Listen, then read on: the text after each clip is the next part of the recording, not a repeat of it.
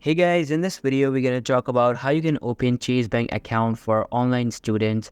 But before we begin, make sure to hit that subscribe button down below. It really helps me out. Now first of all, open up any preferred browser on your PC, search for Chase Bank.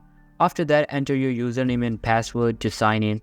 But if you want to create a new student account, just follow the steps. Why student account? A checking account with the tools and resources students need to money independently, all for no monthly service fee up to the graduation date, provided at account opening, 5 years minimum. For students 17 to 24 years old at account opening, enrolled in college or vocational, technical or trade school, students ages 18 to 24 at account opening can apply online. Age 17 and students without a social security number must apply in the branch with proof of student status. Bring in these required documents PDF to open your account. To know the required documents, simply click on this embed here to open up the PDF.